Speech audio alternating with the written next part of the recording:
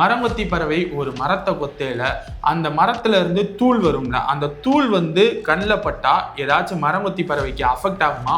இந்த தூள் கண்ணில் படுமா? கண்டிப்பா படணும். எப்படி? எந்த மரங்கொத்தி பறவைக்குமே கண்ணில் படாது, பட்டாலாம் அஃபெக்ட் ஆகாது.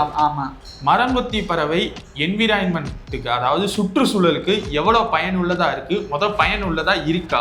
ஆமா, பயனுள்ளதா இருக்கு. எப்படின்னா மரங்கொத்திகள் பொதுவா நான் சொல்லியிருக்கேன், பட்டு போன அல்லது அழுகிற நிலைமையில இருக்கிற இறந்த மரத்தை தான் போய் கொட்டும். அதனாலயே அதுக்குள்ள நல்லா காத்து போகும், மழை தண்ணி போகும், வெயில் படும். ஸோ இந்த மாதிரிலாம் நடக்கிறனால உள்ளேயே சில பூச்சிகள் படர்றது, ஒட்டுண்ணிகள், கிருமிகள் அப்படின்னு எல்லாமே அந்த மரத்துக்கு உள்ள இருக்கக்கூடிய பாகங்களெல்லாம் ரொம்ப சீக்கிரமா அழுக வச்சிரும். ஸோ அப்படி அது அழுகி போகும்போது ஆட்டோமேட்டிக்காக அந்த மண் அந்த மரம் மண்ணோடு மண்ணாகி மண்ணுக்கே உரமா விழுந்துரும். கேட்ட மரங்கொத்தி பறவை பைன் ட்ரீ, உயிரோட இருக்கிற பைன் ட்ரீயை தான் கொத்தும் அப்படின்னு சொல்லி நம்ம தான் பேசியிருந்தோம். அப்படி அந்த உயிரோட இருக்கிற மரத்தை கொத்துனா அது சுற்றுச்சூழலுக்கு ஒரு அஃபெக்ட் தானே, டேமேஜ் தானே பண்ணுது. ஆமா, நீங்க என்ன சொல்றீங்கன்னா அந்த மரமே இறந்து. ஆமா, அது கொத்தையில அந்த மரம் செத்து தானே போக போகுது, இறந்து தானே போகுது. இதுல என்ன சுவாரஸ்யம் இருக்கு? இந்த உலகத்துல எவ்வளவோ கணக்கான மரங்கொத்திகள் இருக்கு.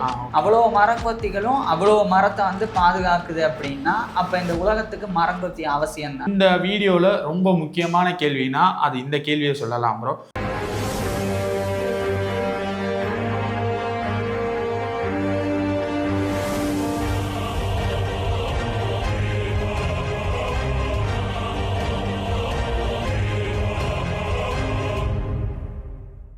போன வீடியோவில் கிரேட் ஸ்லேட்டி உட்பெக்கர், அதாவது மரங்கொத்தி பறவைகளிலே ரொம்ப பெருசு, அதாவது சைஸில் இருக்குல்ல, இப்போ இருக்கிறதுலே ரொம்ப பெருசுனா அது அந்த கிரேட் ஸ்லேட்டி உட்பெக்கர். அந்த மரங்கொத்தி பறவையோட சுவாரஸ்யமான விஷயங்கள் போன வீடியோவில் பார்த்துருந்தோம். இந்த வீடியோவில் ஒரு உட்பெக்கர், அதாவது இந்த மரங்கொத்தி பறவைன்னு இல்லாமல் பொதுவாக மரங்கொத்தி பறவையோட சுவாரஸ்யமான விஷயங்கள், அதைத்தான் என்னன்னு பார்க்க போகிறோம். அதே மாதிரி சுற்றுச்சூழலுக்கு மரங்கொத்தி பறவை எப்படி பயனுள்ளதா இருக்கு, இல்லை பயனுள்ளதா இருக்கா இல்லை இல்லையா அப்படின்றதெல்லாம் இந்த வீடியோவில் போக போக பார்த்து தெரிஞ்சுக்க போகிறோம், கேட்டு தெரிஞ்சுக்க போகிறோம். ப்ரோ, ஃபர்ஸ்ட் மரங்கொத்தி பறவையை பொறுத்த வரைக்கும் பார்வை திறன் எந்த அளவுக்கு ப்ரோ இருக்கும்? இதுக்கு மனுஷங்களை விட 2-4 மடங்கு ஜாஸ்தியாகவே பார்வை தெரியும். இன்னும் சொல்ல போனால் நம்மளால் பார்க்க முடியாத அல்ட்ரா வயலட் அதெல்லாம் கூட இதனால் பார்க்க முடியும். எல்லா கலர்ஸையும் இதனால் பார்க்க முடியும். கூடுதலாக இந்த மரத்தை கொத்தும்ல, கொத்தி மரத்துக்குள்ளே இருக்கக்கூடிய பூச்சியை கூட இதனால் ரொம்ப தெளிவாக ஃபோக்கஸ் பண்ணியே பார்க்க முடியும். அந்த அளவுக்கு இதுக்கு பைனரி விஷனம் கூட இருக்குது. ஓகே ப்ரோ, மரங்கொத்தியை பொறுத்த வரைக்கும் பேர்லேயே இருக்குது அது மரத்தை கொத்தும் அப்படின்றது. மரங்கொத்தி பறவை ஒரு மரத்தை கொத்தையில அந்த மரத்துல இருந்து தூள் வரும்ல, அந்த தூள் கண்ணில் பட்டா ஏதாச்சும் மரங்கொத்தி பறவைக்கு அஃபெக்ட் ஆகுமா? இந்த தூள் கண்ணில் படுமா? கண்டிப்பா படணும். எப்படி? படாது. ஏன் படாதுன்னா அது கண்ணை திறந்து வச்சுட்டு தான் கொத்தும். இருந்தாலும் அதனோட கண் இமையிலேயே தேர்ட் ஐலட்னு ஒன்று இருக்கு, நிக்டிடேட்டிங் மெம்பரைன் அப்படின்னு ஒரு சப்பு. அது என்னன்னா கூலிங் கிளாஸ் மாதிரி, இல்லைன்னா ஒரு கிளாஸ் மாதிரி. இப்ப நம்ம ஒரு கிளாஸை போட்டு நம்ம பார்த்தோம்னா எல்லாமே நமக்கு தெரியும். அதே மாதிரிதான் இப்ப நம்ம கண் இமையை மூடிட்டோம்னு வைங்க, கண்ணை மூடிட்டோம்னா ஏதாவது தெரியுமா?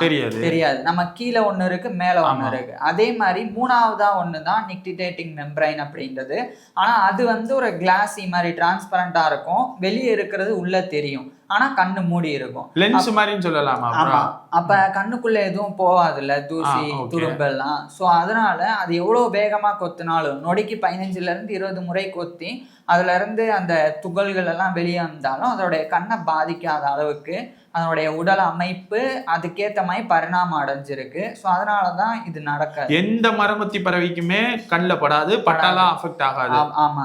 ஓகே ப்ரோ, இப்ப மரங்கொத்தி பறவையை பொறுத்த வரைக்கும் அதோட சென்ஸ் ஆஃப் ஸ்மெல் எந்த அளவுக்கு ப்ரோ இருக்கும்? அதாவது மோப்ப சக்தி எந்த அளவுக்கு இருக்கும்? மோப்ப சக்தி ரொம்ப கம்மி தான் அதை பொறுத்த வரைக்கும். ஏன்னா அது முழுக்க கண்ணையும் காதையும் நம்பி இருக்கிறனால பெருசா அதுக்கு மோப்ப சக்தி தேவையில்லை. அப்போ ஆனா மூக்கு இருக்கு. ஆமா, அப்ப அந்த மூக்கை வச்சு என்ன ப்ரோ பண்ணும்? அந்த மோப்ப சக்தின்றது ஃபுல்லா அதாவது இப்ப நம்மளோடலாம் கம்பேர் பண்ணா கம்மி அந்த மாதிரி. ஆனா அதுக்குன்னு சுத்தமா இல்லைன்னுலாம் கிடையாது. அதுக்கு தேவைப்படும் போது யூஸ் பண்ணிக்கும். உதாரணத்துக்கு ரொம்ப இருட்டு நேரத்துல பக்கத்துல இருக்கிறது என்ன அப்படின்றத கேட்கறதாலையும் அதே மாதிரி நுகர்றதால மட்டும்தான் கண்டுபிடிக்க முடியும். ஸோ அப்போ அதுக்கு அது யூஸ் ஆகும். சரி ப்ரோ, மரங்கொத்தி பறவையை பொறுத்த வரைக்கும் எவ்வளவு தூரத்துக்கு ப்ரோ காது கேட்கும்? அது நம்ம இவ்வளோ தூரம் அவ்வளோ தூரம்னு சொல்ல முடியாது. ஆனால் இப்படி கம்பேர் பண்ணலாம். இப்போ மனுஷங்களோட ஒப்பிட்டு பார்த்தா அதுக்கு நல்லா காது கேட்கும். எப்படின்னா இப்ப நம்மளால ஒயிட் ரேஞ்சில் கேட்க முடியும், எந்த பக்கம் சவுண்ட் இருந்தாலும் கேட்க முடியுமா? அது வந்து ஒரு இடத்த ஃபோக்கஸ் பண்ணி அங்கிருந்து வர்ற சத்தத்தை மட்டும் மரங்கொத்தினால கேட்க முடியும். இன்னொன்னு என்னன்னா, அது வந்து மரத்தை கொத்தும்ல, மரத்துக்குள்ள போயிட்டு இருக்கும்ல பூச்சி, அதனுடைய அசைவுகள் அதிர்வுகளை வந்து இந்த மரங்கொத்திகள்னால வந்து உணர முடியும். அந்த அளவுக்கு இதனுடைய கேட்கும் திறன் வந்து இதுக்கு ஹெல்ப்ஃபுல்லா இருக்கும். ஓகே ப்ரோ, இந்த வீடியோல ரொம்ப முக்கியமான கேள்வினா அது இந்த கேள்வியை சொல்லலாம் ப்ரோ. மரங்கொத்தி பறவை என்விரான்மெண்ட்டுக்கு, அதாவது சுற்றுச்சூழலுக்கு எவ்வளவு பயனுள்ளதா இருக்கு, பயனுள்ளதா இருக்கா? ஆமா, பயனுள்ளதா இருக்கு. எப்படின்னா, மரங்கொத்திகள் வந்து பொதுவா நான் சொல்லியிருக்கேன், பட்டு போன அல்லது அழுகிற நிலைமையில இருக்கிற இறந்த மரத்தை தான் போய் கொத்தும். ஸோ இறந்த மரத்தை அது வந்து தோண்டும் போது, அது வந்து கொத்தி இது பண்ணும்போது அதுக்குள்ள கொஞ்சம் காலம் வாழும். அது அப்படியே அந்த ஒரு பெரிய ஒரு துளை மாதிரி உருவாகிரும்ல குடஞ்சு, அதனாலயே அதுக்குள்ள நல்லா காத்து போகும், மழை தண்ணி போகும், வெயில் படும். ஸோ இந்த மாதிரிலாம் நடக்கிறனால உள்ளேயே வந்து சில பூச்சிகள் படர்றது, ஒட்டுண்ணிகள், கிருமிகள் அப்படின்னு எல்லாமே வந்து அந்த மரத்துக்கு உள்ள இருக்கக்கூடிய பாகங்கள் எல்லாம் ரொம்ப சீக்கிரமா வந்து அழுக வச்சிரும். ஸோ அப்படி அது அழுகி போகும்போது ஆட்டோமேட்டிக்காக அந்த மண் வந்து அந்த மரம் வந்து மண்ணோடு மண்ணாகி மண்ணுக்கே வந்து உரமாக வந்து விழுந்துடும். ஸோ இந்த ஒரு விஷயத்தில் இந்த மரங்கொத்தி வந்து ஹெல்ப்ஃபுல்லாக இருக்கும். இது ஒன்று. இன்னொன்று என்னன்னா, இந்த மரத்துக்கு இல்லை, இப்போ நல்ல மரம் இருக்குன்னு வச்சுக்கோம், சாகாத மரம், அந்த மரத்துக்குள்ள வந்து சில பூச்சிகள் இருக்கும், வண்டுகள் இருக்கும். அது வந்து மரத்தையே வந்து அரிக்கும், மரத்தையே வந்து சீக்கிரம் வந்து அழுகி போக வைக்கும், அதாவது உயிரோட இருக்கிற மரத்தை. ஸோ அதை அழிக்கிறதுக்கும் இந்த மரங்கொத்திகள் வந்து ஹெல்ப் பண்ணும். ஏன்னா அந்த மாதிரி இருக்கிற மரத்தை தானே இது போய் கொத்தும் போது உள்ள இருக்கிற அந்த பூச்சிகள் எல்லாத்தையுமே வந்து சாப்பிட்றது தேடி தேடி. ஸோ அந்த மாதிரி பண்ணும்போது மரத்துக்கு அது வந்து பாதுகாப்பு. அப்போ இந்த இடத்துல மரம் வந்து பாதுகாக்கப்படுது, உயிரோடு இருக்கிற மரம். அப்படி பாதுகாக்கப்படுறனாலையும் அதுவும் வந்து இயற்கைக்கு ஒரு நல்ல ஒரு விஷயமா வந்து அமையுது. சரி ப்ரோ, இப்போ நம்ம வீடியோவில் பேசியிருந்தோம்ல, ரெட் கார்கேட்டட் உட்பெக்கர், அதாவது ரெட் கார்கேட்டட் மரங்கொத்தி பறவை வந்து பைன் ட்ரீ, உயிரோட இருக்கிற பைன் ட்ரீயை தான் கொத்தும் அப்படின்னு சொல்லி நம்ம தான் பேசியிருந்தோம். அப்படி அந்த உயிரோட இருக்கிற மரத்தை கொத்துனா அது வந்து சுற்றுச்சூழலுக்கு ஒரு அஃபெக்ட் தானே, டேமேஜ் தானே பண்ணுது. ஆமா, நீங்க என்ன சொல்றீங்கன்னா அந்த மரமே வந்து இறந்து, ஆமா, அது கொத்தையில அது அந்த மரம் செத்து தானே போக போகுது, இறந்து தானே போகுது. ஆனா இங்க என்ன டிஃபரெண்ட்னா, பைன் ட்ரீயை பொறுத்த வரைக்கும் உயிரோடு இருந்தாலும் இது போய் கொத்துனா அது ஒன்றும் ஆகாது. ஏன் ஆகாது அப்படின்னு சொல்றேன், இது வந்து பைன் ட்ரீ வந்து ரொம்ப பெருசா இருக்கும். அது ஒரு இடத்துல வந்து ஒரு பெரிய ஒரு குடைச்சி அதுக்குள்ள போய் கூடு கட்டி வாழுதுன்னு வச்சுக்குவோம். நான் ஒன்று சொல்லியிருக்கேன், அதுல இருந்து பிசின் வரும் அப்படின்னு. அந்த பிசின் வந்து எப்படி ஹெல்ப்ஃபுல்லா இருக்கும்னா, அதுக்குள்ள வந்து மற்ற மரங்கள் மாதிரி ஈஸியா இந்த மரத்துக்குள்ள பூச்சி போய் படிய முடியாது, மற்ற கிருமிகள் எல்லாம் படியாது. ஏன்னா அதுவே ஒரு ஆன்டிசெப்டிக் மாதிரி, நேச்சுரல் ஆன்டிசெப்டிக் மாதிரி தான் அதுல இருந்து வர்ற பிசின் வந்து. அதனால அந்த மரத்துக்கு அது வந்து பெரிய ஒரு ஆபத்தா இருக்காது. பிளஸ் மற்ற எந்த உயிரினத்தினாலையும் இந்த ஒரு கூட்டுக்குள்ளையும் வந்து நுழைய முடியாது. ஸோ அதுவும் வந்து இந்த ஒரு மரத்துக்கு, பைன் ட்ரீக்கு வந்து ஒரு ப்ளஸ் பாயிண்ட் தான். ஸோ அதனால இது குடைஞ்சாலும் அதுக்குள்ள வந்து இப்போ நம்ம என்ன சொல்றோம்னா, இப்போ செத்த மரத்தை குடையும் போது தான் அதுக்குள்ள வந்து மழை தண்ணி பட்டு அழுகி ஈஸியா வந்து அது ஒண்ணுமில்லாம போகுது. ஆனா இது உயிரோட்டமா இருக்கிற மரத்துக்குள்ள மழை தண்ணி போனாலும் வெயில் அடிச்சாலும் என்ன ஆனாலும் அந்த பிசின் அதை வந்து ஃபுல்லா வந்து காப்பாத்திரும் அந்த மரத்தை. அதனாலயே அந்த மரம், உயிரோட்டமா இருக்கக்கூடிய மரத்தை இந்த ரெட் கார்கேட்டட் மரங்கொத்தி வந்து கொத்தினாலும் அதுக்கு வந்து ஒன்றும் ஆகாது. அப்ப இது இயற்கைக்கு எதுவுமே கேடு கிடையாது. இன்னும் சொல்ல போனா இயற்கைக்கு நன்மை தான். ஏன்னா மற்ற பூஞ்சை மாதிரியான நோய்கள் கூட மரங்களுக்கு வந்து, அந்த பைன் மரங்களுக்கு வந்து மரங்கொத்திகள் இருந்தால் வராது. ஸோ இது வந்து அதுக்கு ஹெல்ப்ஃபுல் தானே. ஒருவேளை மரங்கொத்தி இல்லைன்னா கூட ஏதாவது ஒரு ஃபங்கை வந்து, அதாவது பூஞ்சை வந்து பட்டா அதுல வந்து அந்த நோய் வந்துடும் மரத்துக்கு. நோய் வந்து சீக்கிரம் வந்து செத்துரும். ஸோ அதுல இருந்தும் மரங்கொத்தி வந்து காப்பாத்துது. இந்த மாதிரி நிறைய விஷயங்கள்ல. ஏன்னா இப்போ ஒரு மரம் வந்து காப்பாற்றப்பட்டா என்ன நடக்கும், மரத்துல இருந்து விழுகிற பழங்கள், இலை, பழம் வந்து மற்ற உயிரினங்களுக்கு ஹெல்ப்ஃபுல்லா. இன்னும் சொல்ல போனா பல உயிரினங்களுக்கு இது மரம் தான் வீடாவே இருக்கு. அதே மாதிரி அதுல இருந்து விழுகிற இலை வந்து மண்ணுல இருந்து மக்கும் போது மண்புழுக்கு அது உணவாகும். மண்புழு போட்டுட்டு வெளியிடுற, அதை சாப்பிட்டுட்டு வெளியிடுற கழிவுன்னு மண்ணுக்கு நல்லதா இருக்கும்.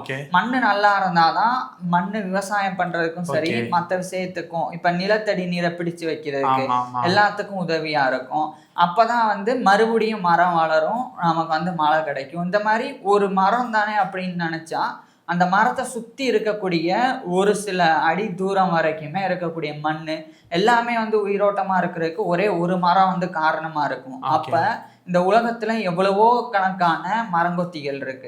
அவ்வளவு மரங்கொத்திகளும் அவ்வளவு மரத்தை வந்து பாதுகாக்குது அப்படின்னா அப்ப இந்த உலகத்துக்கு மரங்கொத்தி அவசியம் தானே. கண்டிப்பா.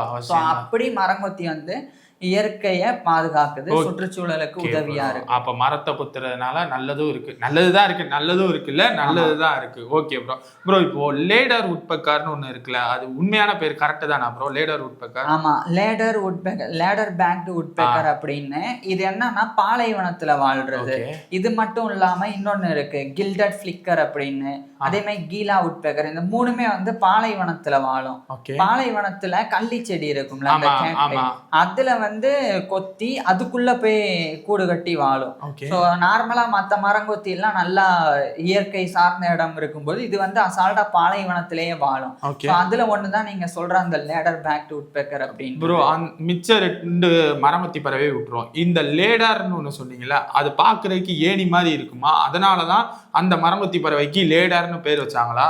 பாக்குறதுக்கு ஏணி மாதிரி இருக்காது, ஆனா அந்த லேடர் பேக்டுன்னு வருது இல்ல, அந்த அந்த அந்த ஒரு மரங்கொத்தி முதுகு இருக்குல்ல, அதுல வந்து ஒயிட் அண்ட் பிளாக் அந்த கலர்ஸ்ல வந்து அப்படியே கோடு கோடு மாதிரி பாக்குறதுக்கு அப்படியே ஏணி மாதிரி இருக்கும், ஏணியில ஏறுற மாதிரி. ஸோ அதனால அந்த வரி வந்து முதுகு பக்கம் இருக்கிறனால அதை பார்த்தோன்னே நமக்கு வந்து ஏணி தான் ஞாபகம் வரும். ஸோ அதனாலதான் அதுக்கு வந்து லேடர் பேக்டு உட்பெக்கர் அப்படின்னு சொல்லி பேர் வச்சாங்க. இதே மாதிரி மரங்கொத்திகள்ல இன்னும் சில சுவாரஸ்யம் இருக்கு. உதாரணத்துக்கு மரங்கொத்திகள்லயே வந்து பார் பிரஸ்டட் உட்பெக்கர் அப்படின்னு ஒண்ணு சொன்னேன். இதுதான் வந்து இருக்கிறதுலயே ரொம்ப சின்ன மரங்கொத்தி. 7.5 சென்டிமீட்டர் தான் வளரும், 8ல இருந்து 10 கிராம் தான் இருக்கும். ஆனா இது வந்து மற்ற மரங்கொத்திகள்ல இருந்து கொஞ்சம் வித்தியாசமா இருக்கும். உதாரணத்துக்கு இப்ப மரங்கொத்திகளுடைய கால்கள் இருக்குல்ல, அதுல 4 விரல் இருக்கும். அது வந்து முன்னாடி 2 பின்னாடி 2 அப்படின்னு சொல்லி இருக்கும். அது வந்து மரத்தை கெட்டியா பிடிச்சிக்கிறதுக்கு வந்து ஹெல்ப்ஃபுல்லா இருக்கும்.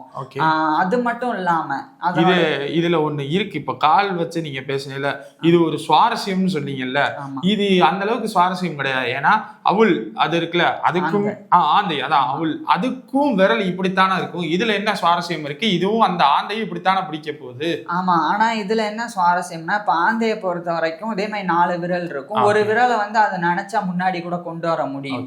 ஸோ அந்த மாதிரி இருக்கு. அது அதுல சுவாரஸ்யம். இதுல என்னன்னா ஆந்தையினால இப்படி நிக்க முடியாது. மரத்துல வந்து நீங்க மரங்கொத்தி நிக்கிறத பாத்திருக்கீங்களா? கிளை மேல நிக்காம இப்படி கூட நிக்கும் தண்டுல கொத்துறதுக்கு. ஸோ அதை பிடிச்சுக்கிறதுக்கு மேல கிரிப்பும் கீழே கிரிப்பும் பிடிச்சிக்கிறதுக்கு அது வந்து ஹெல்ப்ஃபுல்லா இருக்கும். பிளஸ் மரங்கொத்தியோடைய வால் இருக்குல்ல, அது குச்சி மாதிரி இருக்கும். மற்ற உயிரினங்கள் மற்ற பறவைகளோட வால்லாம் பாத்தீங்கன்னா ரொம்ப மென்மையா இருக்கும். ஆனா இது அப்படி இல்லாம இதுக்கு ஒரு 3வது கால் மாதிரியே இருக்கும். அப்ப 2 கால் மேல இப்படி மரத்தை பிடிச்சுக்கிட்டா 3வது கால் வந்து, அதாவது அந்த வால் வந்து இது மரங்கொத்தி இப்படி சறுக்கி கீழே போகாம இருக்கிறதுக்கு ஒரு ஊன்றுகோல் மாதிரி ஊண்டி இருக்கும். அதனாலதான் நீங்க மரங்கொத்தியை பார்த்தா அதனுடைய வாலும் வந்து அந்த தண்டை வந்து பிடிச்சிட்டு இருக்கும் கெட்டியா. ஸோ இது வந்து இதுல யூனிக். ஆனா நான் சொன்ன அந்த பார் பிரஸ்டட் உட்பெக்கர் இருக்குல்ல, சின்னது, அதுக்கு வந்து வால் இந்த மாதிரி இருக்காது. அது வந்து சாஃப்டா இருக்கும். பிளஸ் அது வந்து இந்த மாதிரி பெரிய பெரிய மரங்கள் எல்லாம் வந்து கொத்தி ஓட்டெல்லாம் போடாது. அது வந்து ஒரு டிஃப்ரெண்ட். ஸோ இது மாதிரி மரங்கொத்திகள்ல இன்னும் நிறைய இருக்கு. அதுல குறிப்பா ரொம்ப முக்கியமான இந்த பாலைவனத்துல வாழும், அது எப்படி சர்வை பண்ணுது, அதோடைய ப்ரீடிங் பிஹேவியர் என்ன, அதையும் இன்னும் சில சுவாரஸ்யமான விஷயங்களும் அடுத்த வீடியோல பார்ப்போம். மரமொத்தி பறவைனா எல்லாத்துக்கும் தெரிஞ்சது, அதாவது இயற்கையில இருக்கும், இல்லாட்டினா ஊர் சைட்ல இருக்கும், இல்ல காட்டுல இருக்கும் அப்படின்னு சொல்லி தான் எல்லாத்துக்குமே தெரிஞ்சிருக்கும். மேக்சிமம் காட்டுல தான் இருக்கும். கரெக்டா? ஓகேவா? ஊர்ல யாராச்சும் ஒரு சில பேர் பார்த்திருக்கலாம். ஏன்னா ஏமாந்துருக்கலாம்ல, இதை பறவையா பார்த்துட்டு மரமொத்தி பறவையை பார்த்தேன் அப்படின்னு சொல்லி இருக்கலாம்ல. அடுத்த வீடியோல மரமொத்தி பறவை எப்படி பாலைவனத்துல சர்வே பண்ணுது அப்படின்றது தான் அடுத்த வீடியோல பார்க்க போறோம். அதே மாதிரி இன்னொன்னு என்னன்னா, மனுஷங்க வாழ்ற இடத்துலயும் இருக்குதான். நான் ஒரு வீடியோலயே சொல்லியிருப்பேன், அந்த கரண்ட் கம்பம் வந்து கட்டையில இருந்தா அதை கூட ஓட்ட போடும். அந்த மாதிரி அடுத்து நம்ம கூரை இருக்குல்ல, மரக்கூரை எல்லாம் கட்டுனா அதுல கூட ஓட்ட போடும் தான். ஸோ மனுஷங்க இருக்கிற இடத்துல இல்லைன்னு சொல்ல முடியாது. ஆனா இங்க நம்ம பார்க்க முடியாது, நம்ம ஊர்கள்ல பார்க்க முடியாது, வில்லேஜ் சைட்ல பார்க்கறதுக்கு வாய்ப்பு இருக்கு. ஓகே, அடுத்த வீடியோல பாலைவனம்னா கண்டிப்பா ஒட்டகத்தை வச்சும் இந்த மரமொத்தியை பறவையை வச்சும் ஏதாச்சும் சுவாரஸ்யமா இருக்கும். உங்களுக்கு ஏதாச்சும் கேள்வி இருந்துச்சுன்னா கீழே கமெண்ட்ல சொல்லுங்க. தேங்க்யூ.